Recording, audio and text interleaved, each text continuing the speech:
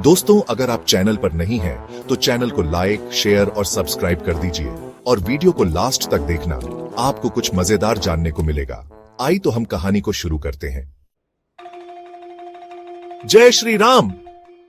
दोस्तों, आपने श्री राम के बारे में कई कहानियां सुनी होंगी, लेकिन आज हम आपको एक ऐसी कथा सुनाने जा रहे हैं जो रहस्यमयी भी है और चौंकाने वाली भी। क्या आप जानते हैं कि भगवान राम के जीवन में एक ऐसा रहस्य भी था जिसे बहुत कम लोग जानते हैं?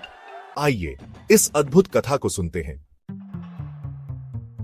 अयोध्या के राजमहल में श्री राम राज कर रहे थे। उनकी प्रजा सुखी थी और धर्म का पालन हर कोई करता था। लेकिन एक दिन एक साधु राजमहल आया और बोला, राजा राम, मैं आपकी भक्ति से प्रभावित हूं, लेकिन क्या आप सच में सबसे बड़े धर्मपरायण राजा हैं? श्री राम मुस्कुराए और बोले, हे मुनिवर, यदि आप ऐसा प्रश्न पूछ रहे हैं तो अवश्य ही कोई कारण होगा। साधु ने कहा, मेरा प्रश्न तब हल होगा जब आप मेरे साथ आकर एक स्थान देखेंगे। श्री राम बिना किसी विलंब के लक्ष्मण और हनुमान के साथ चल दिए।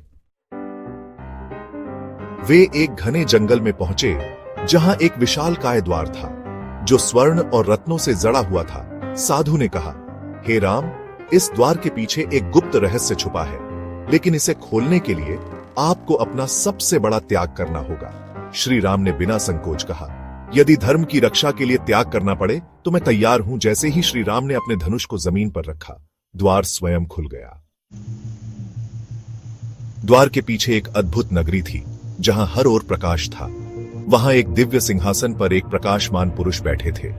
वे मुस्कुराए और बोले, हे राम, मैं स्वयं आपका ही एक रूप हूं जो इस संसार की सच्चाई को देखने आया हूं। श्री राम चकित रह गए। यह उनका ही एक और रूप था जो ब्रह्मांड की विभिन्न युगों में अलग अलग भूमिकाएं निभा रहा था।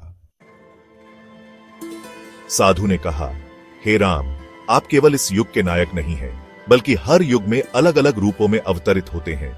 कभी आप परशुराम बनकर अधर्मियों का नाश करते हैं, तो कभी कृष्ण बनकर धर्म की स्थापना करते हैं। श्री राम ने सिर झुकाकर कहा, यदि यही सत्य है तो मैं इसे स्वीकार करता हूं।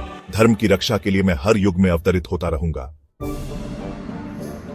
दोस्तों, इस कथा से हमें यह सीख मिलती है कि श्री राम केवल एक राजा नहीं थे, बल्कि सनातन धर्म की शक्ति है जो हर युग में आते हैं। यदि आपको यह कहानी पसंद आई हो तो वीडियो को लाइक करें और अपने विचार कमेंट में बताएं।